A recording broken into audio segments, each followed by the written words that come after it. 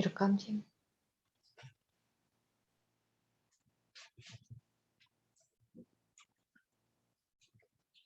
Baik, bismillahirrahmanirrahim. Alhamdulillahirabbil alamin. Wassalatu wassalamu ala nabiyina Muhammadin wa ala alihi wa ashabi ajmain. Amma ba'du. Bapak Ibu sekalian, ya kurang 2 menit lagi insya Allah kita akan mulai, tapi ini saya awali dulu lebih cepat supaya lebih efektif waktunya. Karena Ustadz juga lagi kurang enak badan, mungkin kita akan selesai insya Allah pada pukul 9.30 waktu Indonesia Barat. Insya Allah kita batasi waktunya. Dan kalau Bapak Ibu ada pertanyaan, kami persilahkan bisa ditulis, bisa, atau langsung. Terus sekarang ada yang mau tanya dulu ini, ada nggak ini? Oh, nggak ada. Lalu kami persilahkan. Ada Pak Bagus. Oh ada, ya silahkan, nggak apa-apa, silakan. Itu untuk di Fascom-nya itu ya, untuk Pak Ustadz. Bisa nggak diinstal Zoom gitu? Karena anak saya nggak bisa pakai WhatsApp. Di Abu Dhabi, WhatsApp itu diblok, Pak. Oh iya, betul. Terima kasih. Anak Bapak siapa Pak namanya Pak? Anak saya Sahla, Pak, di Basra 10. Oh itu di Al-Zamil. Kalau yang Al-Matuk, saya kebetulan di Al-Matuk. Untuk yang ayahnya di luar negeri, pakai HP saya langsung pakai Zoom dari rumah. Nanti saya sampaikan ke Paskom di Al-Zamil insya Allah. Insya Allah Pak, terima kasih. Sama-sama. Ya. Terima kasih Abu Sahla. Yang lain ada nggak, coba? Silahkan. Ini Abu Sahla, saya Dian Pakawan Yansab dulu. Oh. Tadi Pak Bagus. Oh, siapa ya Pak? Siapa ya? Pak, dulu kawan Yansa Pak, Pak Dian. Masih ingat mungkin yang mobilnya GMC? Oh iya. Iya. Yang tinggal di dekat camp 16. Iya. Gimana kabarnya Pak? Alhamdulillah Pak, sehat. Gimana Pak Bagus? Alhamdulillah baik. Semua masih di Madinah? Tinggal anak saya yang laki-laki yang di Madinah. Masya Allah. Jadi saya di Jubel, ya, sudah dipensiun sama Yansab. Ya, Mas Seskon di mana Pak?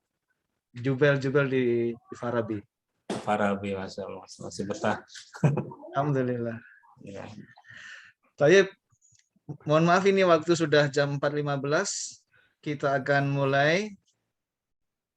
Pak Faisal mana ini ya? Sudah masuk belum Pak Faisal ya? Sebetulnya yang memandu Pak Faisal ini. Gubernur Yanbu yang sekarang. Aduh, beliau belum masuk ini gubernurnya ini. Ya sudah. Bapak Ibu sekalian, kami perkenalkan bersama kita hadir sore hari ini atau malam hari ini Ustadz Mumung Mukhtaruddin. Beliau lulusan dari Fakultas Hadis Universitas Islam Madinah. Alhamdulillah dulu sempat bertemu di Yanbo beberapa waktu sebelum beliau pulang ke Indonesia. Kami sempat berkenalan, bertatap muka langsung, dan sekarang beliau membina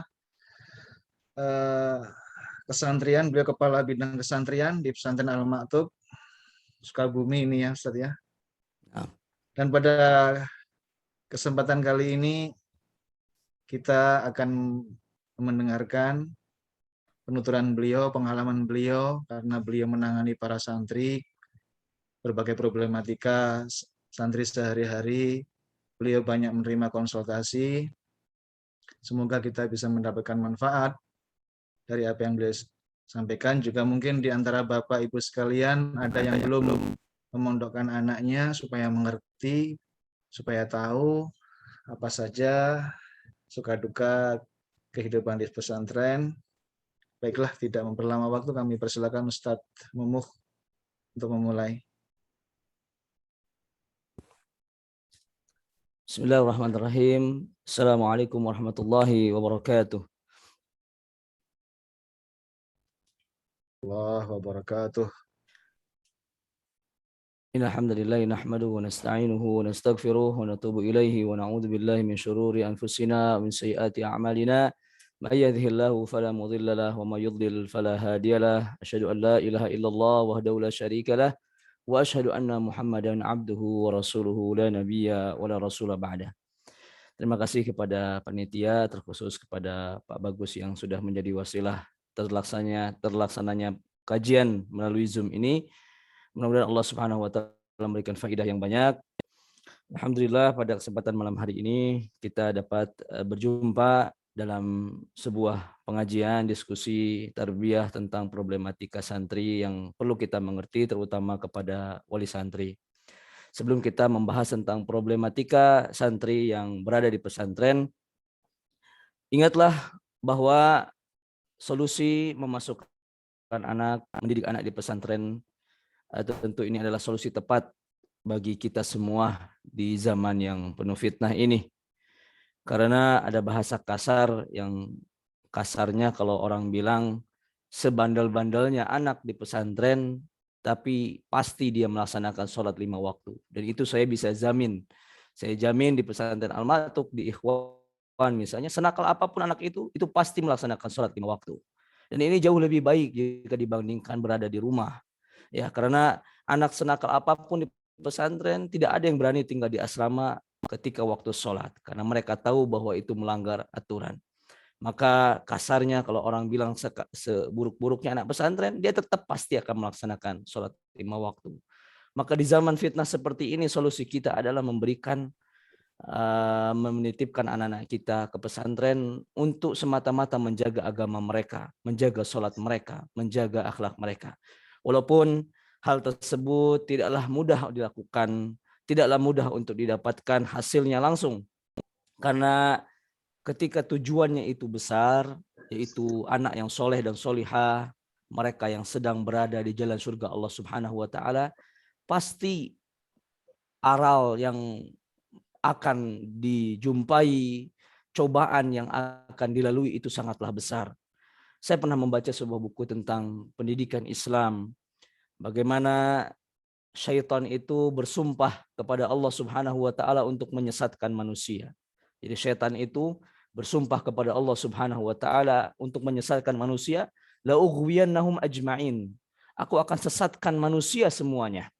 Dan Allah Subhanahu wa taala menyetujui sumpah tersebut dan memberikan keluasan kepada syaitan untuk melakukan penyesatan kepada hamba-hambanya. Kemudian di buku tersebut dijelaskan bahwa ketika anak kita lahir ke dunia, maka akan diiringi dengan tangisan, pertanda bahwa anak itu akan menjumpai suatu cobaan dan gangguan syaitan. Dan setelah anak itu keluar, kita tahu bahwa anak itu akan ditulis dosanya oleh Allah Subhanahu wa taala ketika dia baligh.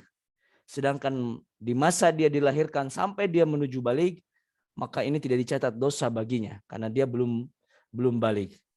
Maka setelah baligh, disinilah syaitan menunggu kapan waktu anak itu baligh, kemudian setelah itu disesatkan oleh syaitan. Maka yang terjadi ketika kita menitipkan anak itu di pesantren, terutama di masa usia sebelum baligh, maka masa yang terberat bagi dia itu adalah masa-masa ketika syaitan mulai menyerang dia di usia awal-awal baligh menuju remaja. Jika seandainya kita mengasuh anak ini sendirian di rumah, dengan segala godaan yang dimiliki zaman sekarang, gadget yang sangat lumrah didapati anak-anak, dunia internet yang sangat mudah, maka menitipkan anak ke pesantren adalah bentuk ikhtiar untuk menyelamatkan anak-anak kita dari godaan syaitan yang terkutuk. Setidaknya godaan yang ada di pesantren jauh lebih ringan dibanding godaan yang akan didapati oleh anak-anak di luar pesantren. Contoh sangat mudah untuk kita dapati adalah ketika anak itu di pesantren, maka anak itu dilarang untuk memiliki handphone. Ya, bahkan HP dibatasi hanya untuk sekedar telekomunikasi sama orang tua beberapa menit.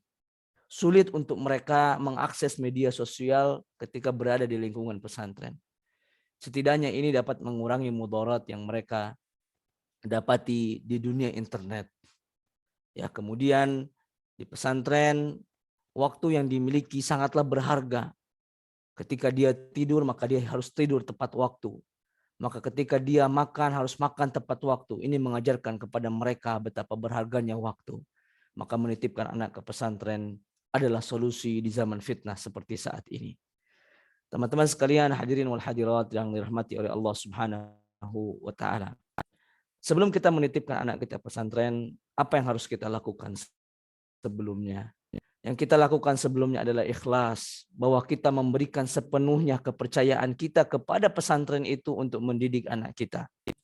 Karena apabila kita hanya setengah hati saja menitipkan anak itu ke pesantren, maka hasilnya pun akan setengah. Sebagaimana sebuah ilmu, apabila kita ingin meraih sepenuhnya, maka dia akan memberikan kita hanyalah sebagiannya. Ketika kita menitipkan anak ke pesantren sepenuh hati kita, seikhlas hati kita, percayakan semua pendidikan kepada anak kita kepada pesantren, maka Allah akan berikan hasil yang maksimal, hasil yang sangat luar biasa. Ya, hasil yang sangat luar biasa. Jadi, ya ketika kita menitipkan anak kita ke pesantren, ikhlaslah bahwa kita memang betul-betul ingin menitipkan anak kita ke pesantren tersebut dan niatnya karena Allah Subhanahu wa taala. Berikanlah sepenuhnya kepada pesantren itu kepercayaan kita untuk mendidik anak-anak kita. Jangan pernah ragu bahwa hal tersebut adalah kewajiban kita untuk menitipkan anak-anak untuk menyelamatkan agama mereka. Kemudian yang kedua, memilih pesantren yang tepat. Bagaimana caranya?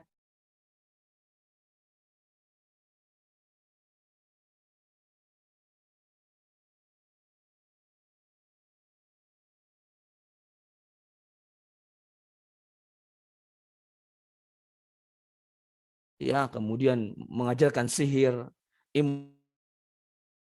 Sabar mlebu ra iso kuota penuh. Oh, gangguan.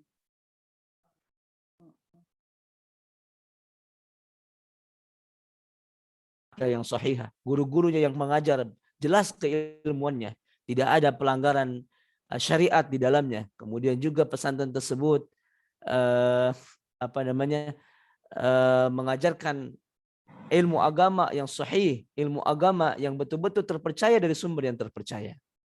Kemudian setelah itu kita lakukan survei atau kita lakukan tes, ya, melihat bagaimana anak kita, apakah cocoknya di pesantren tahfidz atau ke pesantren yang biasa. Jika anak kita ingin masuk pesantren tahfidz, pastikan bahwa anak kita mampu untuk menyelesaikan hafalan. Jika tidak mampu dimasukkan di pesantren tahfidz, jangan dipaksakan, masukkan ke pesantren biasa yang memiliki target-target hafalan, misalnya 1 tahun 1 juz atau 1 tahun 2 juz. Ketika kita masukkan anak kita ke pesantren, tentu ini tidaklah mudah. Ya, bayangkan saja yang setiap hari di rumah, tidur sama kita, makan bareng sama kita, setiap hari ketemu, apalagi anak satu-satunya. Ini sangat sulit. Pengalaman saya, karena saya dulu saya anak satu-satunya, dan saya ditinggalkan oleh ayah saya sejak bayi, sejak kecil. Jadi saya tinggal hanya saya, ibu, kemudian kakek saya. Ya. Dan sangat berat bagi ibu saya untuk melepaskan saya ke pesantren. Tetapi azam saya sangat kuat sekali. Saya tidak punya pikiran banyak untuk sekolah di mana. Saya hanya ingin masuk pesantren karena saya lihat kakek saya adalah seorang guru agama, paman saya juga guru agama. Jadi motivasi saya untuk menjadi seorang guru agama sangat kuat. Tapi ibu saya sangat berat. Maka dengan izin Allah Subhanahu wa taala, ibu saya rela untuk melepaskan saya sekolah di pesantren Al-Ma'tub karena saya SMP di pesantren Al-Ma'tub. Dan tidak mudah untuk melalui masa-masa itu. Ya, bayangkan seperti sekarang kita ditinggal anak kita, mau makan, kita terbayang dia makan dengan apa di sana, kemudian tidurnya bagaimana, apalagi jika terdengar kabar sakit. Nah, itu naluri kita sebagai orang tua kuat sekali. Cemas, kemudian tidak enak pikiran, tidak enak makan, maka itu hal yang biasa dijumpai oleh orang tua dan ini adalah fitrah. Sebagaimana hal ini pernah dirasakan oleh Nabiullah Ibrahim alaihissalam ketika meninggalkan Hajar bersama anaknya Ismail biwadin ghairi di zar'in inda baitikal muharram, di sebuah bukit, di sebuah lembah yang tidak ada tanaman, yang tidak ada tumbuhan, gersang. Maka hati Ibrahim bergejolak rindu pada anak istrinya. Bagaimana itu? Tetapi rindu tersebut dapat diobati. Kenapa? Karena Ibrahim telah menitipkan anak istrinya kepada Allah Subhanahu wa taala. Jadi Bapak Ibu sekalian, Jika seandainya kita sekarang menitipkan anak kita ke pesantren, timbul rasa yang tak enak di pikiran kita. Ya Allah, saya rindu. Ya Allah, gimana makannya? Apakah makannya enak? Apakah tidurnya nyenyak? Ingatlah kepada siapa kita menitipkan. Kalau menitipkan ke saya, ke guru, saya waktu terbatas. Santri 500 gak mungkin saya telonin satu-satu. Gak mungkin saya tanyakan kabarnya satu-satu setiap hari. Tetapi ketika kita titipkan anak kita kepada Allah, Allah Maha Mampu, Allah Maha Berkuasa. Jadi ketika kita rindu, selalu titipkan anak kita kepada Allah Subhanahu wa taala. Saat kita memasukkan anak ke pesantren, rindu itu pasti akan ada. Dan itu adalah naluri orang tua yang dimiliki oleh setiap insan saat ditinggalkan oleh ayah atau ibunya atau ditinggalkan oleh anaknya. Maka ketika kita titipkan anak kita ke pesantren, kita titipkan dia di sana, kita tinggalkan dia di tempat menuntut ilmu, yakinlah bahwa anak kita sedang berada di sebuah tempat yang mulia. Bukankah Rasulullah SAW mengatakan, barang siapa yang keluar menuntut ilmu, fahuwa fi sabilillah, dia sedang berada di jalan Allah Subhanahu wa taala. Kasarnya, jika seandainya anak kita mati di tempat menuntut ilmu, maka dia berada di dalam jihad fisabilillah. Dia dikatakan orang-orang yang syahid karena sedang belajar menuntut ilmu. Kita tidak perlu takut apa yang akan terjadi pada anak kita di pesantren, karena sejatinya dia sedang berada di jalan menuju surga Allah Subhanahu wa taala. Man salaka tariqan yaltamisu fihi ilman, sahalallahu lahu bihi tariqan ila jannah. Barang siapa yang menempuh perjalanan menuntut ilmu, sejatinya dia sedang berada di sebuah jalan menuju surga Allah Subhanahu wa taala. Jadi kalau sekarang Bapak Ibu sekalian sedang duduk di rumah melihat saya kajian, anak-anak Bapak sekarang sedang apa di sana? Di masjid. Barusan selesai sholat Isya, menyimak latihan khutbah abang-abang kelasnya. Kemudian setelah itu ngambil mushaf, ngaji sama guru-gurunya, setelah hafalan. Setelah ini belajar malam. Setelah belajar malam ke asrama, wudhu, cuci kaki, cuci tangan. Kemudian nanti jam 3 bangun sholat tahajud. Masya Allah. Kita di rumah duduk santai, tidur. Anak-anak kita sedang mencari puing-puing pahala untuk menuju surga Allah Subhanahu wa taala. Tidak pernah ada kerugian bagi mereka yang menitipkan anaknya ke pesantren, karena mereka sedang berada di jalan surga Allah Subhanahu wa taala. Akan tetapi ingat bahwa sekarang mereka berada di jalan surga Allah Subhanahu wa taala, tetapi musuh besar mereka adalah syaitan yang sudah bersumpah kepada Allah, la ughwiyannahum ajma'in, aku akan sesatkan seluruh umat manusia, terutama orang-orang yang berada di atas ketakwaan di jalan surga Allah Subhanahu wa taala. Maka bagaimana kita usahakan mereka, anak-anak kita jangan sampai luput dari sholat 5 waktu. Karena ketika satu sholat mereka tinggalkan, syaitan akan memakan mereka seperti layaknya seekor kambing yang hilang, yang keluar dari barisan gembalaan, maka serigala akan mudah untuk menerkamnya. Maka kita wajibkan mereka selalu berada di masjid. Setengah jam sebelum sholat sudah ada di masjid, dan tidak boleh keluar dari masjid kecuali sudah melaksanakan sholat nafilah 2 rakaat. Itu semata-mata untuk menjaga mereka. Kemudian setiap harinya kita sampaikan dalil-dalil. Kita sampaikan ayat-ayat Al-Quran dan hadis agar mereka mendapatkan kekuatan iman, agar mereka mendapatkan kekuatan takwa untuk menghindar dari godaan-godaan syaitan yang bisa masuk kapan saja ketika mereka lengah. Maka problematika santri yang terjadi adalah ketika santri tersebut lemah dalam keimanan mereka, sehingga syaitan mudah untuk masuk ke dalam jiwa mereka. Mereka akan merasa malas, menyia-nyiakan sholat. Kemudian mereka sholat tetapi hati mereka tidak ada. Mereka ngaji tetapi apa yang mereka kaji tidak masuk ke dalam hati, karena ketakwaan mereka sedang lemah. Bagaimana Ustaz agar mereka kuat? Saya cemas jika syaitan bisa mengalahkan dia. Maka doa orang tua yang ada di rumah itulah yang akan menguatkan mereka. Jangan sampai kita lupa untuk mendoakan anak-anak kita di pesantren. Ya Allah, aku titipkan anakku kepadamu, lindungi dia dari segala godaan syaitan yang terkutuk. Ambillah ubun-ubunnya di atas ketaatanmu. Tetapkanlah dia di atas keimanan dan ketakwaan, ya Allah. Bantulah kami orang tua untuk dimudahkan mencari nafkah yang halal.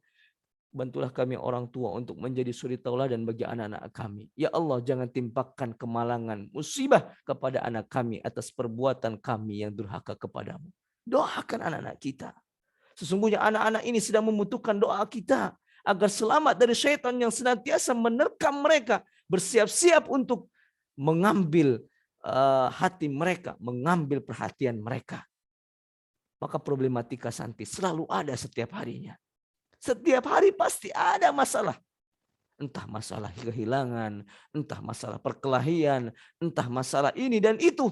Subhanallah. Tetapi saya selalu yakin bahwa ini adalah bentuk dari cobaan yang mereka akan dapatkan ketika mereka menempuh jalan surga. Karena resikonya musuh mereka adalah syaitan. Maka ketika kita titipkan anak kita di pesantren, mereka pasti akan mendapatkan cobaan. Maka bantulah mereka dengan doa-doa dari kita di rumah. Teman-teman sekalian dirahmati oleh Allah Subhanahu wa taala. Kita sebagai orang tua juga harus berhati-hati dengan apa yang kita berikan pada anak kita di pesantren. Salah satu contohnya adalah bekal yang kita berikan pada anak kita di pesantren. Pastikan bahwa setiap makanan, setiap uang yang kita berikan pada anak kita, bayarkan SPP-nya, makanan yang kita kirimkan, kita belikan, kita paketkan, baju yang kita kirimkan untuk mereka kenakan sholat, pastikan bahwa itu semua berasal dari harta yang halal. Tidak ada di sana harta yang haram. Karena ketika kita memberikan sesuatu yang haram pada anak kita, maka anak kita akan menjumpai problematika yang sangat banyak. Malas belajar, akhlaknya buruk, lisannya kotor, pelanggarannya menumpuk. Bisa jadi karena apa yang kita berikan pada mereka. Apa yang kita berikan pada mereka bukanlah barang halal, tetapi kita ambil dari barang yang haram. Entah itu haram secara zatnya ataupun haram bagaimana kita mendapatkannya. Maka bapak-bapak sekalian yang menyimak kajian ini, yang sedang bekerja untuk memenuhi kebutuhan anak-anak di pesantren, ingatlah bahwa pekerjaanmu yang halal akan mempengaruhi keberkahan anakmu menuntut ilmu. Tapi ketika engkau mengambil yang haram, maka malapetaka akan menimpa anakmu. Saya sering berjumpa dengan anak-anak yang dikeluarkan dari pesantren karena masalah-masalah yang mereka hadapi. Suatu ketika saya pernah menjumpai permasalahan seorang anak yang pelanggarannya berat. Kemudian saya panggil kedua orang tuanya, ternyata dia punya tunggakan-tunggakan pembayaran yang belum dia bayar. Saya panggil, kemudian saya nasihati anak tersebut, kemudian saya sampaikan kepada bapaknya pelanggarannya ini. Bapak itu bilang, Ustadz, ini kesalahan saya. Apa yang terjadi sama anak saya, ini kesalahan saya, Ustadz. Saya tahu ini kesalahan saya. Saya terima dengan lapang dada apa keputusan pesantren. Karena ini semua kesalahan saya. Saya tidak mengerti apa yang dia katakan. Tapi setelah berhari-hari selesai, segala macam, saya baru berpikir mungkin bapak tersebut melakukan kesalahan apa seperti itu. Kemudian ditimpakan kepada anaknya. Karena pelanggarannya cukup berat. Sehingga dia membawa anaknya, kemudian hutang yang dia miliki cukup besar. Maka barulah terasa ternyata Allah menimpakan kemalangan tersebut kepada masa depan anaknya. Semoga Allah memudahkan urusan bapak tersebut dan anak-anaknya. Kemudian ada lagi hal misalnya kenakalan anak-anak disebabkan karena SPP yang belum terbayarkan. Ini ada kadang seperti ini. Ada orang tua yang kurang peka dengan hak atau kewajiban yang harus dia tunaikan ke pesantren. Kemudian dia juga tidak begitu perhatian dengan anaknya di pesantren. Kemudian anak itu banyak melanggar. Kemungkinan tidak ada keberkahan dari apa yang dimakan anaknya di pesantren, apa yang anaknya dapatkan di pesantren. Karena orang tuanya sendiri tidak menunaikan kewajiban-kewajiban yang harusnya dia tunaikan untuk pesantren. Maka ingatlah orang tua yang dirahmati oleh Allah Subhanahu wa taala, jadikanlah apa yang kita berikan pada anak-anak kita ini berasal dari hal yang halal dan jauhilah perkara yang haram. Problematika santri di pesantren yang sering terjadi dan sering dijumpai, saya akan runtun dari kegiatan yang mereka lakukan di pesantren. Hal yang paling dijumpai sangat sering itu susah bangun. Susah bangun dari sholat subuh. Kalau dibangunkan itu, ini kan saya di sini ya, kalau di Al-Matuk itu 4 lantai. Bangunkan lantai 1, naik ke lantai 2, lantai 1 tidur lagi. Naik ke lantai 3, lantai 2 tidur lagi. Maka terkadang kalau harus dibangunin ya, anak-anak itu dibangunkan sholat, sholat. Saya bisa hafal tipe mana santri yang cepat bangun, mana yang tidak bangun. Apalagi saya suka lucu gitu ya. Kalau saya lihat status ibu-ibu itu di mana ini di HP ini, ada ibu-ibu suka pajang foto anak-anaknya. Saya bilang, aduh, ini ibu belum tahu bagaimana membangunkan anak ibu itu susah. Nah, susahnya luar biasa. Bahkan kadang ada suka drama-drama. Ya. Pagi-pagi itu drama dulu. Kadang ada inilah, ada itu. Subhanallah. Jadi problema yang pertama itu susah bangun. Kenapa anak itu sudah bangun? Karena yang pertama mungkin di rumah yang jarang dibiasakan bangun cepat.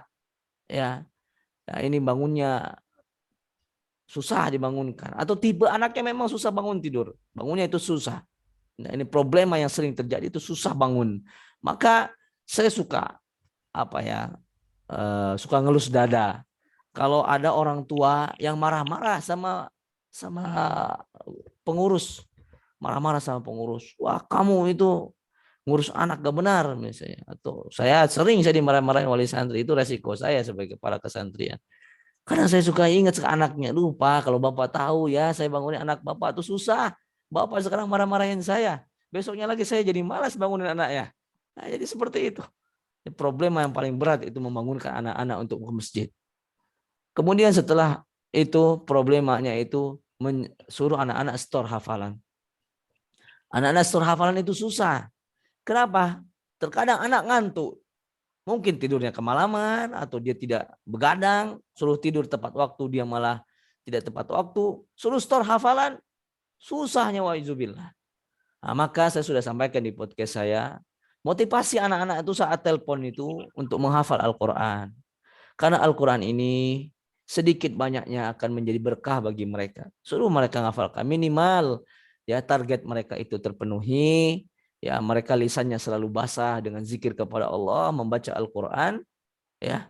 Dan ingat, anak kita itu semalas-malasnya di sini pasti baca Quran, karena kepaksa harus baca Quran. Walaupun kadang saya lihat ya baca Qurannya itu, kadang ada suka main-main telinga, ada yang main-main jempol kaki, ya nggak apa-apa. Yang penting mereka mau memegang Quran saja, itu sudah menjadi kelebihan dibandingkan dengan anak-anak luar. Setor hafalannya sangat susah. Kemudian problema santri ada lagi yang susah makan. Ya, ini banyak yang susah makan. Ya, dengan alasan karena makan di pesantren itu tahu tempe itu saja. Pak, Ibu sekalian. Dulu kami di pesantren ada yang bilang begini. Ini ada satu guru baru datang ke pesantren, protes. Pesantren ini kok makannya nggak bergizi katanya. Makanya ini aja. Gimana anak-anak kita mau pintar? Kalau makannya ini aja. Kemudian guru saya itu ada yang bilang begini, Pak, Bapak ini baru ke sini. Tahu enggak? Dari tahu tempe itu lahir ustaz-ustaz kibar. Lahir para penghafal Al-Quran. Mereka tuh dulu makannya tahu tempe ini. Orang itu langsung diam. Jadi kalau di pesantren itu kita tak pandang gizinya atau apa. Yang penting berkahnya makanan itu. Kalau dikasih makanan lezat, bergizi, mewah, alhamdulillah. Tak ada yang itu yang kita makan, itulah yang kita makan. Karena saya yakin Allah mengirimkan makanan itu, pasti Allah berikan kelebihan pada makanan yang dihidangkan di pesantren. Berkah, alhamdulillah. Hadis cepat hafal, Quran cepat hafal. Walaupun kita makan setiap hari tahu dan tempe, tetapi di tahu dan tempe itu ada rasa-rasa kasih sayang Allah Subhanahu wa taala kepada kita. Tapi sekarang anak-anak sekarang nih tak sama dengan anak-anak dulu.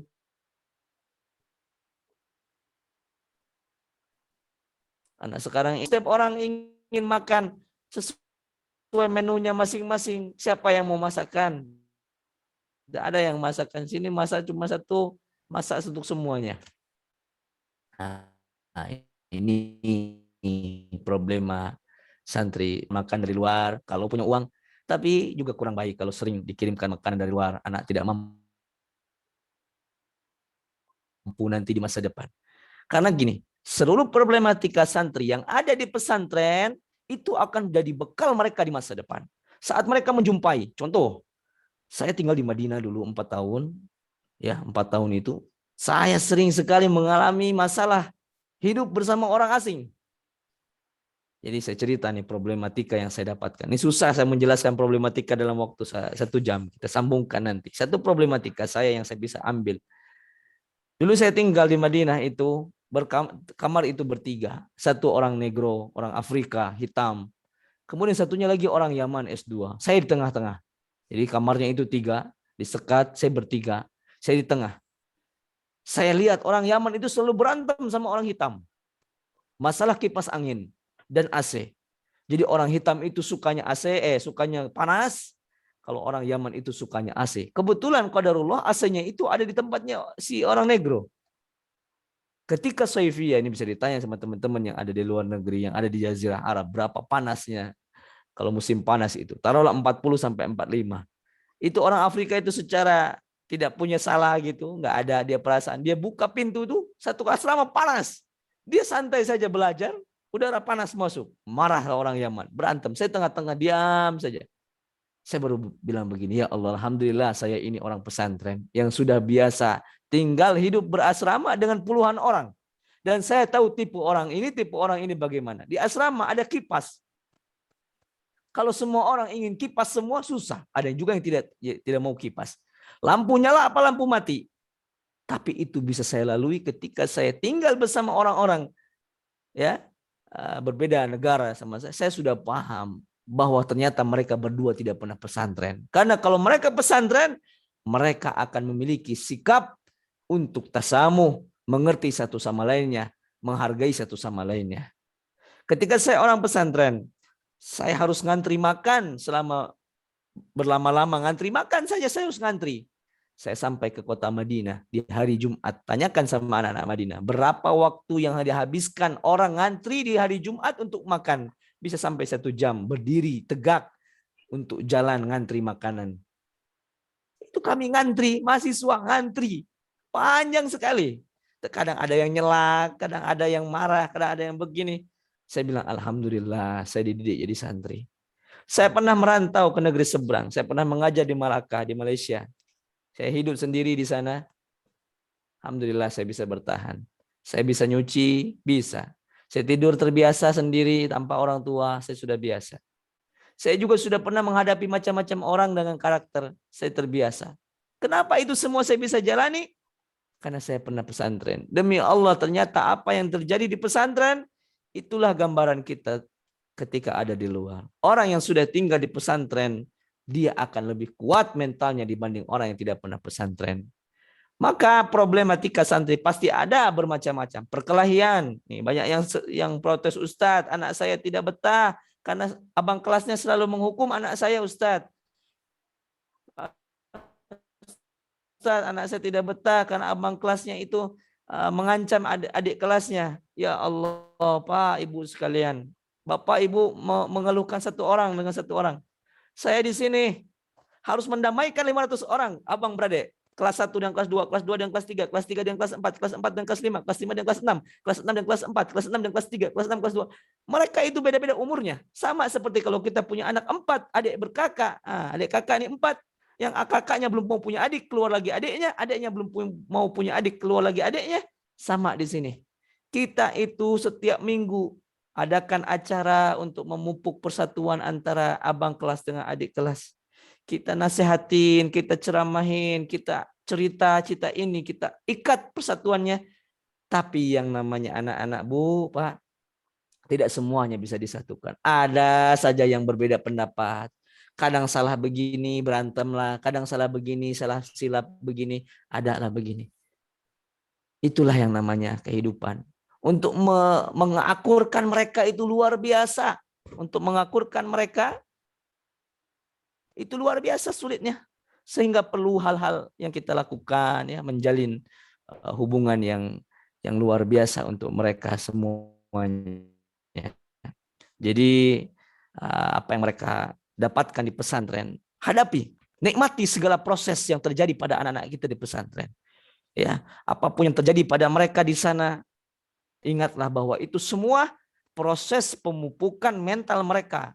Terlebih lagi untuk mereka yang menitipkan anaknya laki-laki. Kalau seandainya misalnya anaknya baru nggak betah sedikit, sudah iya kasihanlah ya kita bawa pulang aja ke rumah. Jangan. Bagaimana kalau anak itu besar dapat istri kurang nggak pandai masak, apa langsung diceraikan? Ya udah ceraikan saja, cari istri yang lain. Nggak bisa. Kalau anak kita nanti bekerja di luar negeri, nggak betah, telepon, Pak aku ingin balik, balik juga langsung. Nggak bisa. Anak laki-laki harus kuat. Buya Hamka pernah mengatakan apa? Kalau layar sudah berlaju ya ke tengah lautan, pantang untuk balik ke pelabuhan. Laki-laki itu kalau sudah merantau, pantang untuk balik lagi ke pelabuhan. Kalau sudah laki-laki, harus siap menerima cobaan, harus siap menerima terpaan. Kalau sekedar misalnya hilang terus pakaiannya, jangankan Pak Bu sekalian yang dirahmati Allah Subhanahu wa taala. Saya di Madinah, kota suci Madinah, yang Allah Subhanahu wa taala sucikan dan Rasulnya, kehilangan pasti ada. Saya bawa sepeda, cerita nih. Saya bawa sepeda dari Indonesia dengan niat hati untuk mempermudah saya untuk jalan-jalan dari kampus ke dapur, ke asrama. Saya beli sepeda, datangkan dari Indonesia. Saya bawa berat-berat dari Jakarta. Saya turun di Oman, transit dulu. Saya kena charge bagasi di Jeddah. Sampailah saya di Saudi. Sepeda saya rakit, saya pakai. Sepeda hilang, diambil sama orang. Jam, ini apa nih? Jaket. Masuk WC, saya taruh di atas mesin cuci. Saya balik, jaket sudah nggak ada. Pencurian tuh di mana-mana ada. Kalau dihitung-hitung, ya, itulah cobaan. Teman saya pernah berkata, Syekh Momo, selama barang kamu halal, dia pasti akan kembali. Kalaupun tidak kembali, Allah akan berikan antum jaket yang baru. Itu selalu saya pegang, ya, hiburan itu. Jadi kalau barang hilang itu, imma saya belinya dari harta yang haram, atau Allah akan berikan sesuatu yang jauh lebih berharga dari barang yang hilang. Jadi kalau saya hilang nih, mungkin haram nih yang saya beli. Atau Allah akan datangkan barang yang lebih bagus. Apalagi problema santri yang lainnya. Karena pelanggaran. Ustaz, anak saya ini selalu melanggar. Saya malu dipanggil terus ke santrian. Bu, ingat. Untuk mencetak anak yang soleh butuh usaha. Bisa jadi anak ibu sekarang paling bandel. Anak ibu sekarang paling susah dinasihati. Bisa jadi ketika mungkin qadarullah dikeluarkan dari pesantren, ternyata anak ibu menjadi anak yang soleh di sana. Tidak ada yang tahu. Ya. Maka apa yang terjadi pada anak kita? Serahkan semuanya pada Allah Subhanahu wa taala.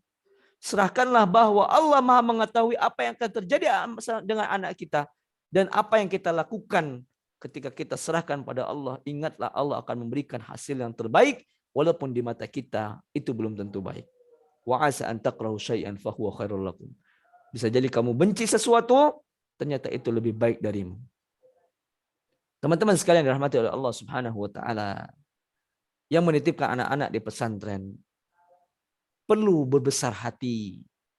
Perlu siqatun billah, percaya pada Allah Subhanahu wa taala bahwa apa yang terjadi kepada anak kita, apa yang menimpa anak kita, semuanya adalah bukti kasih sayang Allah kepada anak kita.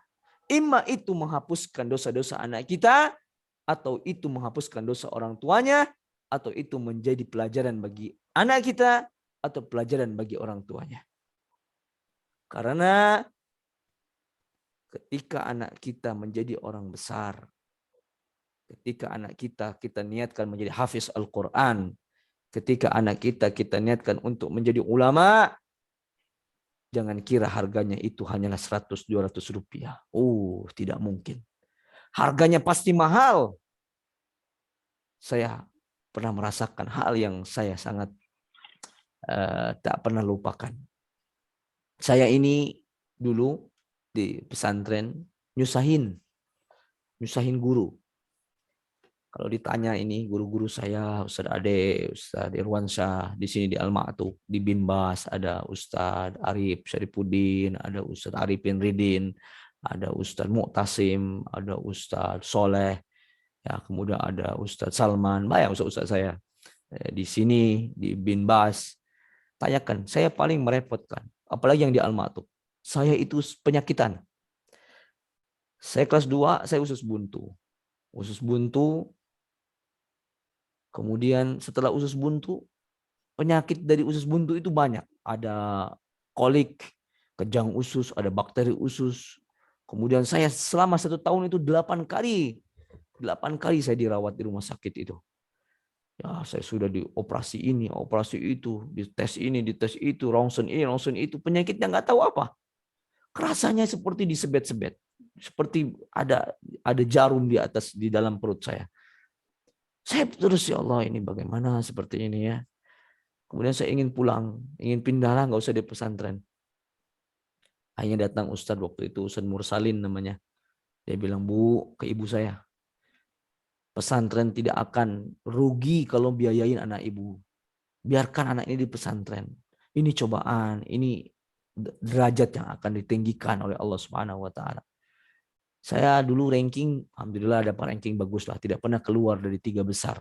1 2 3 1 2 3 1 2 3. Tapi cobaannya luar biasa. Sakitnya itu 2 minggu saya di rumah sakit Sekarwangi. 2 minggu saya ada di Bunut. 2 minggu saya di Beta Medica. Datang ke pesantren, belajar sebentar, saya pingsan lagi, diangkut lagi saya ke rumah sakit. Ya Allah ya Rabbi. Tetapi itu saya jalanin sampai saya berpikir, udah saya mau pindah aja pesantren. Saya pindah lagi ke Binbas. Alhamdulillah di Binbas gak sakit. Ada sakit, kemudian sakit saya dulu pernah sakit mata, rabun, tak bisa melihat beberapa minggu. Katanya mau buta mata saya. Waktu saya pergi ke dokter Yap yang ada di Jogja, saya periksa mata karena saraf mata saya. Alhamdulillah saya bisa sembuh lagi. Tapi itu semua ternyata jalan Allah Subhanahu wa taala. Sampai ketika saya dinyatakan berhasil untuk bisa belajar di kota Nabi, bisa melihat Ka'bah, bisa belajar di sana. Ini sebuah kebanggaan bagi saya. Bukan karena belajarnya itu, bukan. Tapi nikmatnya itu. Ternyata Allah coba saya. Dan teman-teman saya yang ada di Al-Matuk dulu, satu angkatan itu tidak ada yang berangkat ke sana. Tidak ada yang berangkat. Karena apa? Mungkin cobaannya kurang begitu ya. Karena saya sudah dicoba ini sama Allah. Saya baru, ya Allah, nggak apa-apalah saya dulu. Kalau tahu saya begini hadiahnya, saya nggak apa-apa dulu sakit-sakitan. Ternyata sakit itu membuat Allah Subhanahu wa taala memilih saya untuk belajar di kota Nabi. Sampai saat ini saya kalau ada dicoba, sakit-sakitan itu luar biasa. Di Madinah sakit-sakitan, di Indonesia sakit-sakitan. Saya selalu yakin bahwa Allah Subhanahu wa taala akan memberikan sesuatu yang berharga yang tidak diberikan kepada orang lain. Maka kalau sekarang ibu-ibu, bapak-bapak sekalian punya anak di pesantren yang sakit-sakitan juga, ingat kisah saya. Bisa jadi anak ibu ini anak yang istimewa. Suatu saat nanti Allah berikan sesuatu yang tidak diberikan kepada anak-anak yang lainnya. Sabar, urus. Sabar. Doakan semoga sekat sembuh. Kalau dicoba anak ibu ini sering dibully. Wah, ini bully ini sering terjadi. Entah itu bully yang besar, bully yang kecil. Karena bully ini macam-macam. Ada yang bilang, kau hitam sekali. Wah, ini dibully juga nih Ustadz. Ada juga, kamu jarang mandi. Ini dibully juga. Ada juga dibully, dijitak. Itu bully juga. Dipukulin, bully juga. Apapun itulah cobaannya. Doakan, nak, apapun yang engkau dapatkan di pesantren, niatkanlah, mintalah kepada Allah. Salasun la turaddu da'watuhum. 3 perkara, 3 orang yang tidak akan ditolak doanya. Salah satunya ada da'watul mazlum, doa yang dizolimi. Saat kamu dibully, nak, sama teman kamu dihina, berdoa, ya Allah, tunjukkanlah suatu saat nanti aku adalah orang yang menjadi kebanggaan seluruh manusia. Sehingga orang-orang yang membenci dan membuliku akan mengetahui bahwa aku memiliki kemuliaan ini. Gitu. Ya Allah, jika seandainya aku dibuli, ya Allah, tunjukkanlah kepada mereka, ya Allah, bahwa aku jauh lebih mulia di hadapanmu. Ajarkan pada anak kita. Nah, sabar. Kalau kamu dibuli, diejekin sama teman kamu hitam, nggak apa-apa. Hitam itu kalau bertakwa masuk surga. Ganteng itu kalau ganteng tidak bertakwa masuk neraka. Berikan kekuatan-kekuatan motivasi kepada anak kita.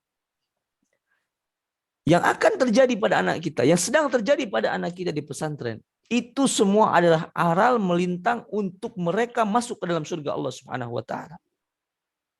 Maka kita sebagai orang tua harus sabar menghadapinya. Dan ingat, jangan sekali-kali kita sebagai orang tua lepas kontrol kita kepada guru-guru yang ada di pesantren. Marah-marah boleh, malah. Itu hak kita untuk marah. Tapi yang saya sangat sesalkan sesekali, saya sering terbayang-bayang orang tua yang datang ke pesantren marah-marah karena salah paham misalnya. Bahkan ada yang goblok-goblokin ustadznya, ya. Ada yang sampai tangannya begini-begini. Kamu itu. Ada juga kadang yang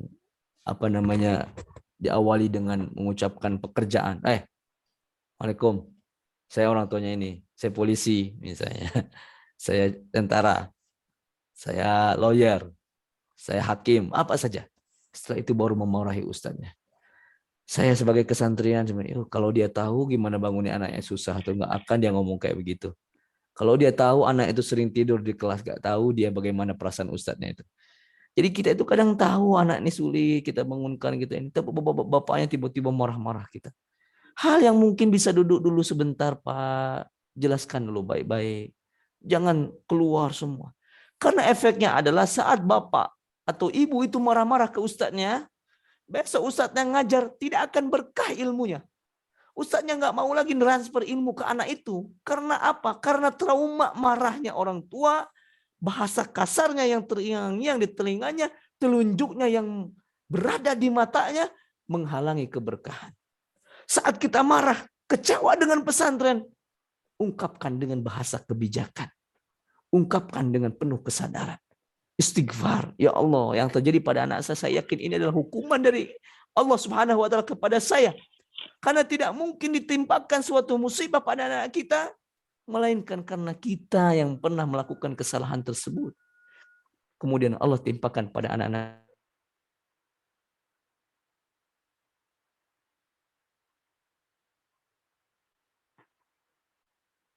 Maka jauhi dan hindari saat ada problem pada santri, pada anak kita di pesantren, jauhi dari memarahi, menghina-hina ustadz, mencak-mencak, menunjuk-nunjuk ustadznya. Sekalipun kita marah besar, jauhi hal tersebut. Oke, kita keluar seluruh apa yang kita ingin keluarkan pada ustadz itu. Ketika anak kita mungkin keluar, ibu bapak sekalian bawa anak itu keluar, pindah dari pesantren. Relakah yang sudah anak ibu bapak pelajari di pesantren tidak berkah karena ustadznya sakit hati pada anak itu?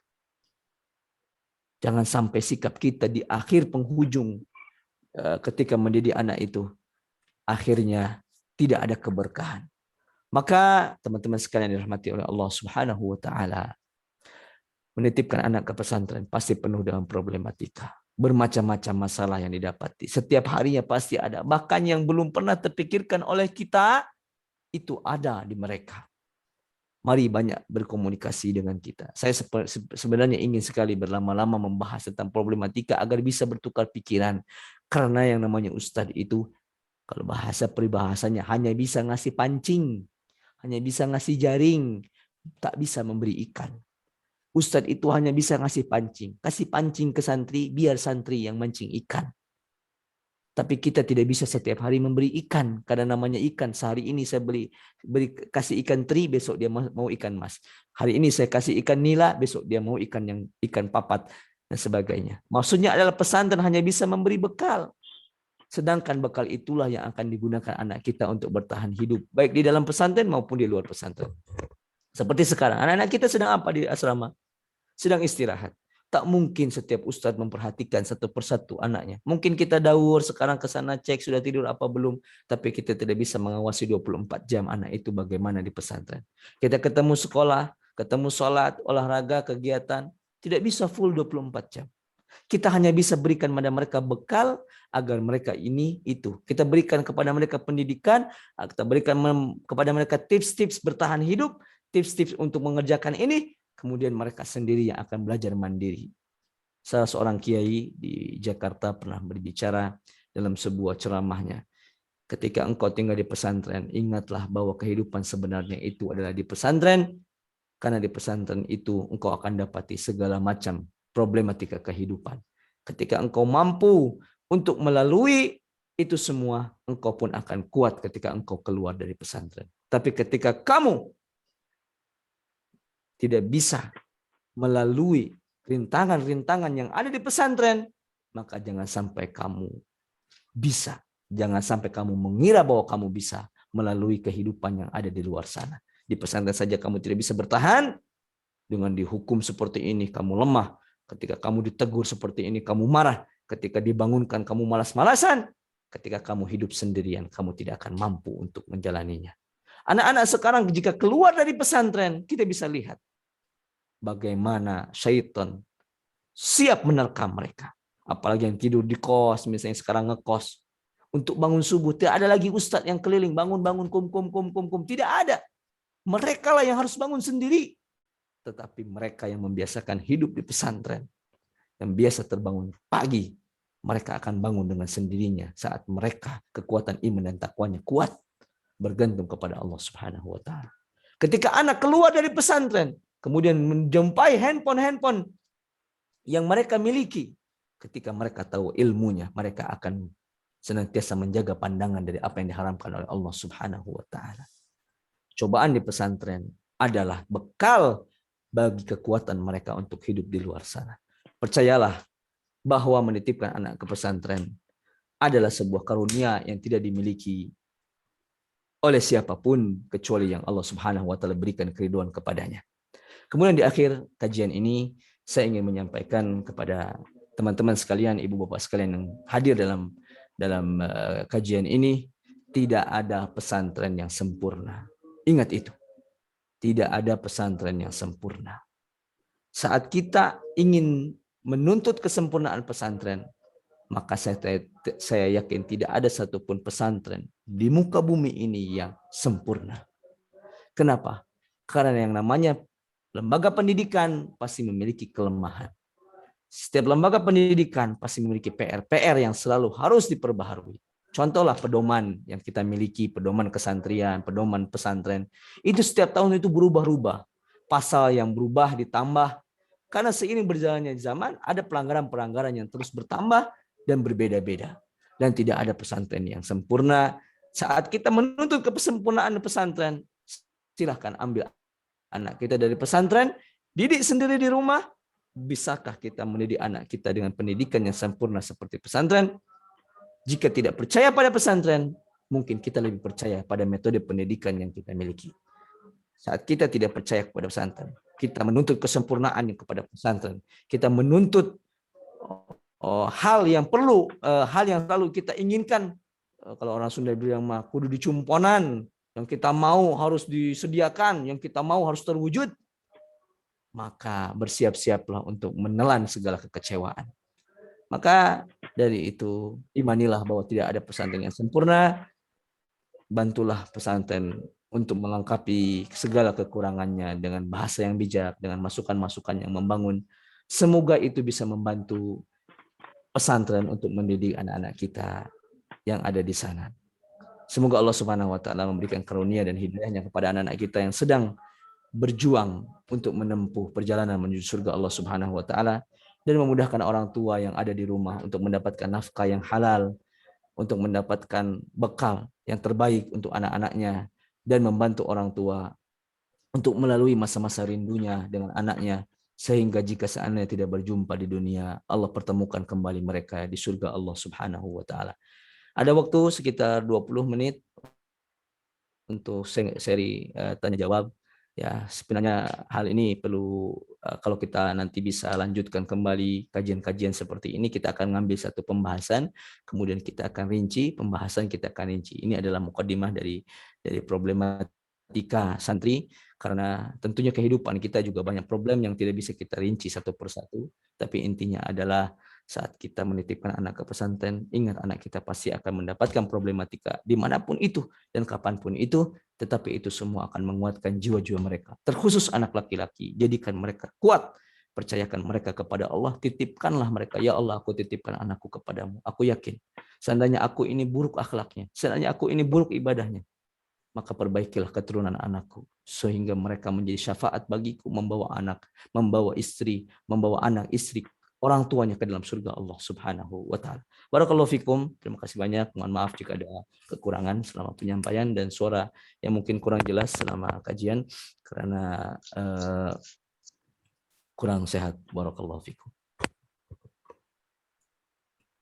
Silakan bagi Jazakumullah khairan, Ustaz Mamu. Ya. Ya, silakan Bapak yang ingin bertanya, kami persilakan.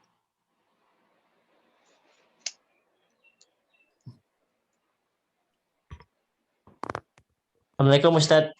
Waalaikumsalam warahmatullahi wabarakatuh. Ana Abu Abdillah Ustadz. Salam kenal Waduh. Ustadz. Mumuh ya. Hayakallah, barakallahu fiik. Ustadz, Ana dari Bekasi. Dari mana Ana Bekasi Ustadz. lokasinya ya? Ya, Bekasi. Ana mau tanya Ustadz, alhamdulillah anak-anak ada di pesantren tempat Ustadz sekarang namanya ya Abdillah Alimun Hakim. Alhamdulillah kami melihat akhlaknya sudah mulai tumbuh dan secara bahasa juga kepada orang tua sudah mulai kelihatan. Dan kami sangat bersyukur sekali, termasuk mentalnya lah. Karena memang beliaulah yang minta untuk di pesantren. Pertama kali kita survei kemana-mana, termasuklah terakhir di Al-Maktub.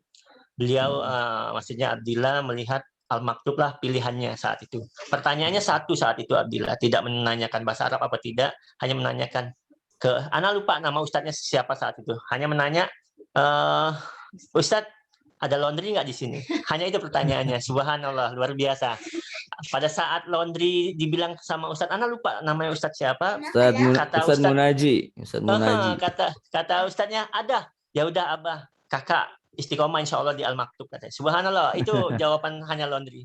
Nah pertanyaannya begini Ustadz, supaya ini juga mungkin pengalaman Ustadz lebih dalam untuk kami juga biar tahu.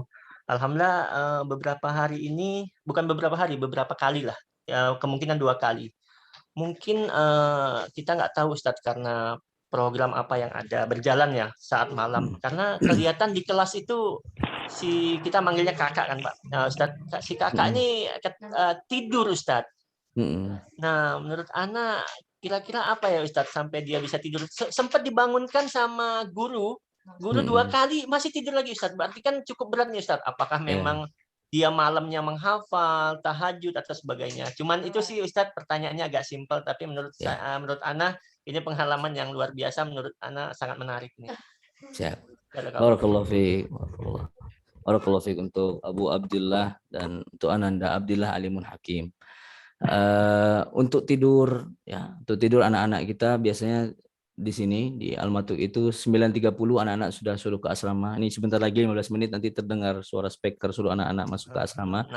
Nah, tapi biasanya namanya anak-anak itu kalau disuruh tidur jam 10 tidur jam 10.30. Kalau suruh tidur 10.30 tidur jam 11. Nah, adapun anak-anak kalau misalnya dia ngantuk berat, saya yakin kemungkinan malam itu jadwal tahajud karena tahajud itu di sini tidak setiap hari karena kita meninjau hukum dari tahajud yang dirutinkan setiap hari itu berbeda pendapat dengan ulama tentang mendawamkan. Kita membuat jadwal, misalnya seminggu itu satu angkatan itu dapat 1 kali, bisa malam Senin, nanti minggu depannya dapat Selasa. Nah kalau malamnya itu dia dapat sholat tahajud, kemungkinan dia akan dibangunkan pukul 3. Jadi pukul 3 itu sudah masuk ke masjid, kemudian tahajud. Nah, kemudian setelah itu anak itu akan tinggal di masjid sampai subuh setelah itu halaqah dan pasti yakin anak itu pasti ngantuk di kelas. Tapi hal ini sebenarnya tidak menjadi masalah yang besar kalau misalnya cuman sekedar malamnya tahajud kemudian tidur itu dimaklum. Biasanya ustaz juga tahu. Seperti saya kalau mengajar kebetulan qadarullah saya tidak ngajar di MTS. Kalau lagi ngantuk misalnya jadwal tahajud siapa semalam? Kami Ustaz. Nah, ya udah nanti kalau yang ngantuk silakan ke kamar mandi. Kalau mau tidur juga nanti Ustadz bahas yang ringan, maksudnya tidak bahas hal-hal yang penting. Atau kalau misalnya nanti kalau Ananda itu tidurnya memang setiap hari, nanti bisa ditanyakan kepada wali kelas. Kalau misalnya tidurnya kebiasaan tidur setiap jam pelajaran dan semua pelajaran, berarti ini malam yang harus diperhatikan. Apakah malam itu tidurnya nyenyak atau tidak? Karena ada yang begini, anak itu ada yang bisa tidur pakai lampu, ada yang tidak bisa tidur pakai lampu. Kalau Ananda misalnya tidurnya harus pakai lampu, ketika gelap dia akan gelisah. Yang lebih susah itu anak yang biasa tidur gelap. Kalau anak yang biasa tidur pakai lampu digelapin, insya Allah tidur. Tapi kalau anak yang biasa tidurnya itu nggak pakai lampu, terus pakai lampu, wah itu sangat menyiksa. Karena dia kan selalu silau. Ya, nah nanti ini bisa kita gali dulu apakah Ananda ini senang tidurnya pokoknya nggak bisa tidur Ustadz, kalau tidur tuh harus gelap. Nah, maka nanti bisa dimatikan asramanya atau dipasangkan lampu tidur di asrama biar anak tersebut bisa tidur nyenyak. Ini kalau terganggunya di masalah tidur karena kualitas tidur itu sangat menentukan Karena pagi itu sangat padat. Kalau kita hitung-hitung sekarang, misalnya yang bekerja di kantor atau sebagainya, itu kalau berangkat pukul 7, kita pukul 3 selesai, maka pulang ke rumah istirahat. Kalau santri itu hampir nggak ada istirahat. Maksudnya istirahatnya itu kegiatan. Misalnya istirahat olahraga. Olahraga itu kegiatan wajib. Jadi itu pun masuk kegiatan. Kemudian mandi itu istirahat. Tapi itu mandi pun juga kegiatan. Jadi memang full 24 jam itu kegiatan. Makanya pengalaman saya kalau pulang itu saya jualnya tidur.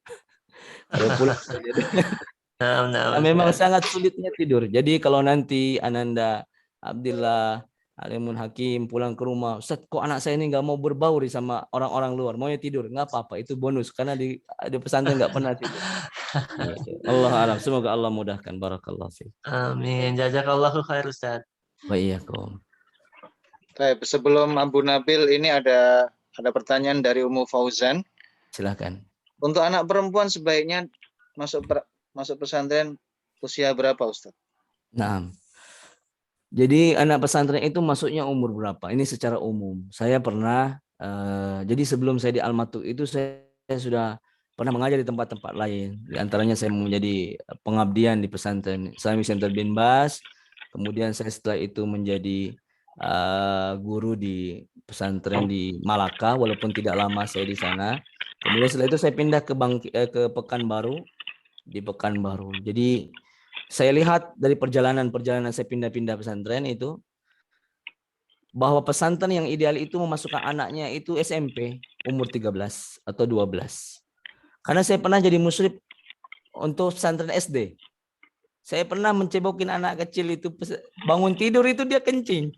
Ustaz, ini saya pampersnya lupa. Itu dia becek semua itu. Saya turunin, ya Allah. Ini anak yang baru kelas 4 SD. Ada yang kelas 3 SD. Walau berapa bulan saya ngurusin itu, ternyata untuk memasukkan anak SD ke pesantren itu belum pas. Karena anak itu yang masih ada yang ngompol, belum tahu melipat baju, belum tahu mencuci baju. Jadi bagusnya masuk pesantren itu, ini secara umum, adalah di masa SMP. SMP itu bagus, karena disitulah dia sedang memupuk kebiasaan. Kebiasaan dia untuk masa depan. Apa yang dipupuk di usia-usia 13, 14, 15, 16, itu adalah yang akan menjadi ciri khas dia di dewasa nanti. Demikian itu untuk laki-laki dan perempuan. Jadi masukkan anak-anak kita di usia SMP ke pesantren. Ustadz, bagaimana jika anak saya SMP-nya di luar, kemudian SMA-nya di pesantren? Ini plus dan minus. Apabila anak itu di pesantren SMA sebelumnya SMP, tidak semua bisa bertahan. Kenapa? Karena dia itu sudah terbiasa dengan kehidupan di luar. Ketika dimasukkan pesantren, wah dia akan aneh. Wah, saya kan di luar tidak seperti ini. Saya kan di luar tidak harus ngantri. Jadi dia akan membandingkan hidup dia kalau dimasukkannya ketika SMA. Walaupun tidak sedikit orang yang pindah dari sekolah umum ke SMA pesantren itu banyak yang bagus. Tetapi sedikit mereka yang harus menyesuaikan diri, beradaptasi dengan lingkungan pesantren dari mulai sekolah biasa bebas ke sekolah yang sifatnya boarding. Ustadz, bagaimana kalau dibalik? SMP-nya aja di pesantren, Ustadz SMA-nya di luar. Bagus, Masya Allah. Nanti di luar pasti dia anak berprestasi. Tapi ingat, setelah dia di pesantren, ditutup, ditahan, nggak boleh pacaran, nggak boleh ketemu perempuan, nggak boleh main HP, nggak boleh main ini. Setelah kita keluarkan pindah SMA, di sekolah umum, di sekolah luar, semua yang dia tahan, dia akan coba semuanya. Akhirnya anak itu yang tadinya menjadi anak yang menjaga diri, ketika lihat dunia luar seakan-akan seperti harimau yang melihat mangsanya, maka dia akan coba semuanya. Karena selama ini dia tahan-tahan di pesantren. Jadi bagusnya memang sekarang sudah zaman di sekarang ini pesantren itu sistem pembelajarannya 6 tahun. Karena mungkin wallahu alam, karena mereka ya para pendiri pesantren itu tahu bahwa durasi sekolah pesantren 6 tahun itu menyelamatkan usia pra-remaja dan usia remaja, yaitu usia sebelum balik, ya masa-masa balik, dan usia kedewasaan. Kemudian setelah itu dia baru menghadapi kehidupan nyata di usia sekitar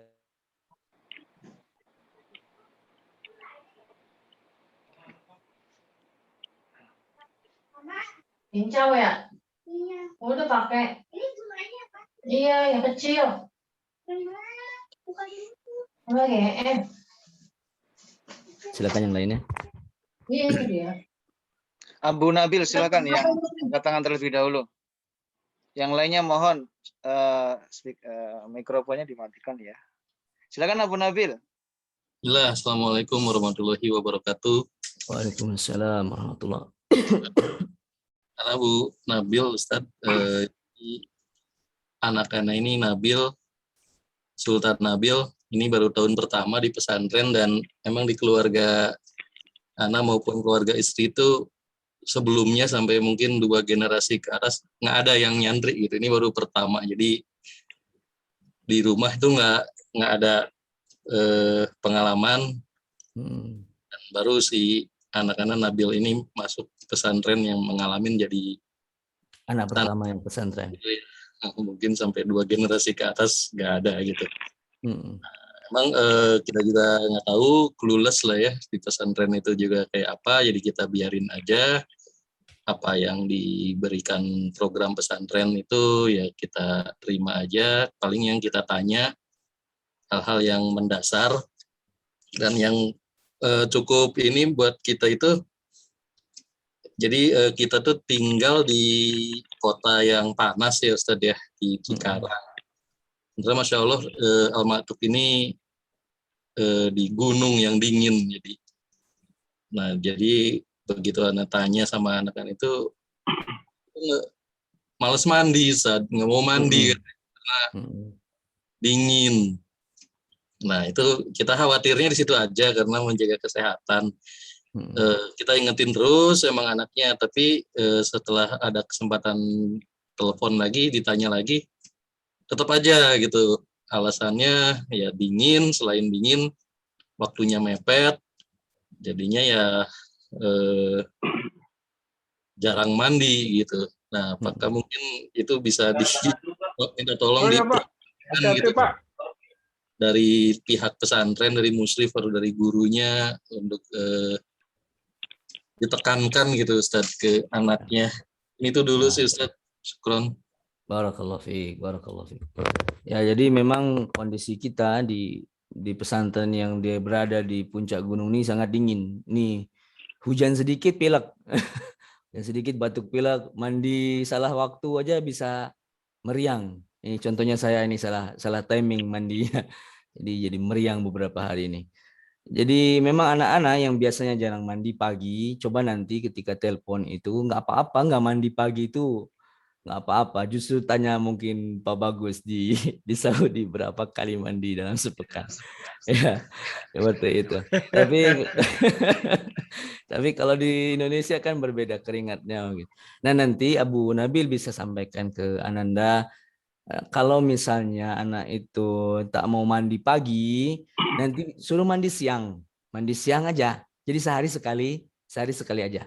Mandi siang setelah makan itu, saya sering lihat anak-anak itu bawa gayung di lapangan. Saya sampai keluar dari masjid setelah kajian itu. Kok anak-anak mandi jam segini? Mau kemana nih? Mandi Ustaz. Jadi mereka tuh ada orang-orang, anak-anak itu yang biasa mandi siang. Ini kan mungkin mereka nggak sempat mandi pagi. Jadi kalau misalnya nanti takut gatal-gatal, ini penyakit koreng ini, panuan itu biasa penyakit yang menimpa santri gara-gara tidak mandi menjaga kebersihan. Nanti bisa semangatin mandi paginya, mungkin bisa siang. Nah untuk mengatasi mandi itu nggak dingin, ini diajarkan ini sama pimpinan yayasan kami itu, kalau misalnya kita mandi, sebelum mandi itu minum air hangat. Nah itu nggak dingin, ya saya sudah sampai baru kemarin malam demi Allah malam Sabtu malam Ahad saya bilang kalau misalnya santri itu junub nggak boleh ke masjid. Ini junub mau ke masjid mandinya jam 8, haram nggak boleh. Yang nggak boleh ikut halakoh, megang Quran nggak boleh. Saya sampaikan tuh ke anak-anak Sabtu kemarin malam Ahad. Jadi kalau mandi nggak mau dingin itu minum air dulu, insya Allah 2% dinginnya hilang. Ketawa mereka semuanya. Ya, jadi kalau minum air dingin itu ternyata memang betul. Kalau minum air hangat lah. Kalau ada hangat ada di sini yang water heater, kita punya water heater. Jadi kalau minum dulu dinginnya itu rada berkurang. Jadi nggak kaget tubuh itu. Nanti bisa apa namanya coba disampaikan, mungkin kalau dari satu frekuensi orang tua mandi, minum dulu, minum air hangat baru mandi, coba dulu. Dan memang masalah mandi santri itu subhanallah, saya punya saudara di sini itu mandinya susah sekali.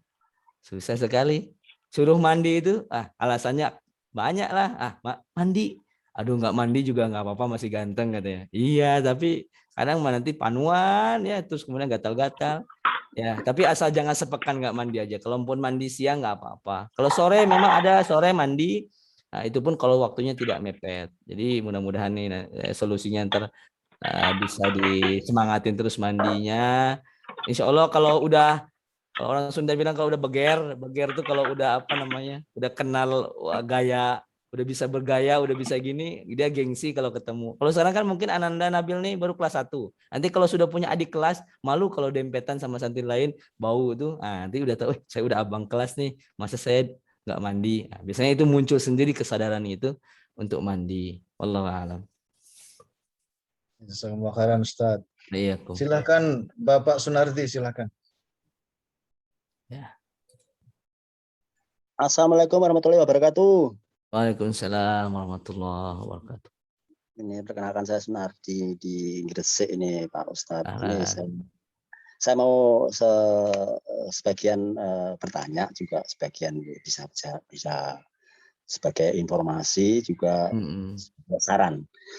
Beberapa pengalaman dari teman gitu ya, dulu ada di daerah Madiun itu, dia mau mondokkan tapi karena faktor anak-anaknya itu kalau dia dakwah ke masjid-masjid, dia itu kurang bisa menjaga kebersihan masjid yang dia tuju.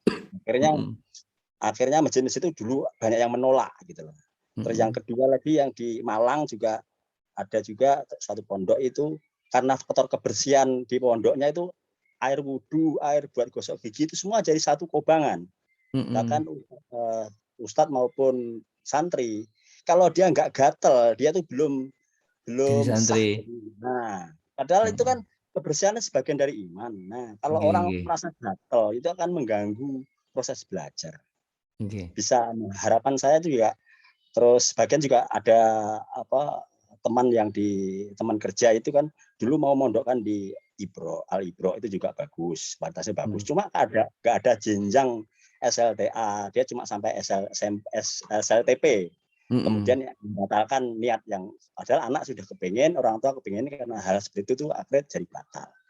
Ya, mudah-mudahan berharap juga antar pondok itu punya koordinasi yang bagus antara kebersihan, terus juga waktu kebersihan terutama air. Yang kedua lagi sebagai informasi, ya beberapa perusahaan itu kan kadang-kadang jarang saya nemuin dari lulusan pondok itu bisa masuk ke perusahaan-perusahaan. Sudah pindah beberapa perusahaan ya. Kebetulan 2-3 tahun ini kalau dari segi pemerintahan itu kayak kepolisian gitu kan. Kepolisian itu kalau yang dari pondok hafiz, dia mampu menghafalkan 30 juz lah.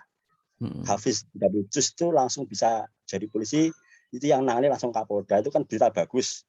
Ya berharap suatu saat pemerintah Indonesia itu banyak orang-orang yang lulusan pondok akan memperbaiki kualitas pemerintahan kita. Ya harapan kami itu bisa antar pondok itu saling berkoordinasi. Terus ya semua saya percaya kalau setiap pondok itu punya kelebihan dan kekurangan. Ya mudah-mudahan nanti ke depan nanti bisa jadi satu alur yang bagus. Terus peminatnya itu semakin tahun semakin banyak. Mungkin barangkali Pak Ustadz bisa ngasih solusi. Terus bisa Pak Sunardi.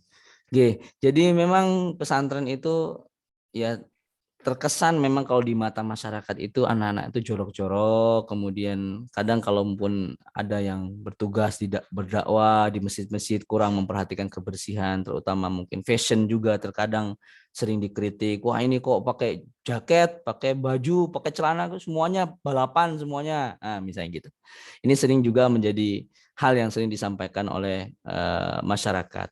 Alhamdulillah kita berusaha untuk menyampaikan kepada anak-anak bagaimana cara berpakaian yang benar, kemudian bagaimana cara piket harian itu di asrama, ya mengajarkan mereka cara nyapu yang benar. Kalau nyapu itu dari depan ke belakang, belakang ke depan, ke samping, ke kiri, bagaimana cara bersihkan ini dan itu. Semuanya diajarkan. Bahkan mencuci piring itu juga diajarkan kalau di pesantren. Kalau di Al-Matuk itu biasanya ada namanya LDK. LDK itu latihan dasar kedisiplinan. Jadi yang kita undang itu Babinsa, kemudian cara makan cepat, cara rapihkan ranjang, cara nyuci piring, cara-cara ini itu diajarkan ke mereka. Hari Sabtu kita ada pramuka juga sama, kita ajarkan kedisiplinan, kerja bakti harian. Mudah-mudahan mereka nggak jorok-jorok. Tapi memang di beberapa pesantren ada yang seperti itu, satu kulah itu satu kolam bersama, ada seperti itu. Nah ini memang sebelum memilih pesantren kita harus lihat dulu sumber air yang mereka gunakan, apakah kalau di daerah Gresik mungkin itu rada susah mungkin air ya kalau tak salah, kalau daerah Gresik ya. Kemudian daerah Wonosari juga termasuk daerah-daerah yang airnya rada susah. Kemudian kalau di Sumatera itu Pekanbaru di sekitarnya itu juga susah, air bersih itu kadang kuning gitu ya, besi berbau. Nah, adapun yang tadi info yang menarik dari Pak Sunardi terkait pesantri yang sekarang sudah memiliki jaringan yang cukup luas untuk bisa mengisi tempat-tempat posisi yang strategis di pemerintahan seperti di kepolisian, di kedokteran. Ini juga kita sebagai pengasuh pesantren itu tidak membatasi anak-anak untuk menjadi apa. Cuman sepertinya kalau di Al-Matuk itu justru malah kebalikan. Di Al-Matuk itu justru sekarang moodnya itu ke umum, justru bukan ke agama, justru kebalik ini. Jadi anak-anak itu kalau lulus pesantren malah ngambilnya itu maunya ke umum, bukan ke agama. Sekarang lagi ngetrennya seperti itu. Jadi malas jadi ustadz, karena ustadz gajinya kecil, jadi maunya pengusaha atau sebagainya. Tapi kita juga memfasilitasi anak-anak. Kalau di Al-Matuk itu ada jurusan-jurusan misalnya IPA dan IPS. Yang IPA itu kita adakan juga seperti kursus-kursus robotik dan sebagainya. Mudah-mudahan nanti bisa dilempar ke Yambu itu kerja di sana di pertambangan ya, atau yang jadi dokter bisa ke Kuwait kemana-mana atau ke luar negeri lah, luar biasa. Jadi kita juga ada satu lulusan kita di angkatan juga ya, dia alhamdulillah keterima karena nilainya luar biasa ya. Saya berharap sekali seandainya pemerintahan kita diisi oleh para santri itu yang minimal adalah hal-hal yang bagus, yang baik yang bisa dibawa oleh anak-anak itu ke lingkungan pemerintahan atau kantor ya, misalnya menganjurkan mereka untuk jujur saja dalam bekerja, itu sangat luar biasa ketika kejujuran sangat mahal di masa-masa seperti ini. Semoga Allah memberikan kemudahan pada anak-anak kita, menjadikan mereka orang-orang yang bermanfaat, yang soleh dan solihah, menjadi orang-orang bertakwa yang bisa menghiasi dunia ini dengan keimanan, ketakwaan, bisa menyebarkan ilmu kepada mereka yang membutuhkan, bisa mencabut kejahilan di tangan manusia-manusia, memberantas kebid'ahan, kesyirikan, kejahilan, dan semoga kita menjadi orang-orang yang dituntun oleh anak-anak kita menuju pintu surga Allah Subhanahu wa taala. Amin ya rabbal alamin. Amin. Ya, jazakumullah khairan. Ustaz Mumung juga jazakumullah khairan Bapak Ibu sekalian yang telah hadir pada malam hari ini. Saya sudah berjanji kepada Ustaz Mumung kita akan selesai pada waktu 9.30. Dikarenakan Ustadz Mumu juga masih kurang sehat, beliau sedang flu, masih menyempatkan bersama kita. Mohon maaf ada beberapa pertanyaan yang belum bisa kami sampaikan. Juga insya Allah nanti kita bikin seri 2 aja insya Allah kalau Bapak Ibu belum puas. Ya Ustadz, insya Allah nanti kita adakan lagi di waktu yang mendatang. Bagaimana Ustadz? Ya kalau Ustadz Mumuhnya bersedia ya insya Allah nanti. Insya Allah Pak Bagus. Insya Allah. Insya Allah. Semoga ada umur panjang dan sehat. Amin. Amin amin. Ini juga mohon maaf Zoom kita tidak bisa menampung, banyak yang tidak bisa masuk. Insya Allah nanti kita upgrade dulu kalau mau ada Ustadz Mumu. Barakallahu fiikum. Ya baik Bapak Ibu sekalian, kita cukupkan sekian pertemuan kita pada sore hari ini. Semoga Allah mengampuni kita di sore hari ini, menerima amal soleh kita semua, dan semoga menjadikan semua yang kita dapatkan ini ilmu yang bermanfaat bagi kita semua, terutama bagi putra-putri kita semua. Semoga menjadi anak yang soleh dan solehah, bermanfaat bagi agama, bagi nusa dan bangsa dan seluruhnya. Amin ya rabbal alamin. Subhanakallahumma bihamdik asyhadu an la ilaha illa anta astaghfiruka wa atubu ilaik. Wa akhiru da'wana alhamdulillahirabbil alamin. Sallallahu ala rasulillah wa ala alihi wa ashabihi ajmain. Assalamualaikum warahmatullahi wabarakatuh. Waalaikumsalam warahmatullahi wabarakatuh. Barakallahu fiik. Izin pamit Pak Bagus. Ya, Assalamualaikum. silakan Ustadz istirahat dulu Ustadz. Barakallahu Jazakumullah khairan, fiik. Ustadz. Wa iyyakum. Salam. Jazakumullah khairan. Pak Bagus, apa kabarnya?